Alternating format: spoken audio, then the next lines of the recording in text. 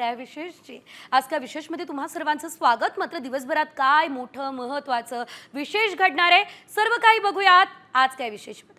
पहिली बातमी महत्त्वाची आहे बरं, काळजी सुद्धा घ्या कारण ही बातमी उष्णतेच्या लाटेची आहे। राज्यात पारा 40 पार गेलेला आहे, त्यामुळे उष्माघाताचे रुग्ण सुद्धा वाढले असल्याचं बघायला मिळत आहे। राज्य सरकार अलर्ट मोडवर आलेलं आहे, उपाययोजनांसाठी निर्देश सुद्धा देण्यात आलेले आहे।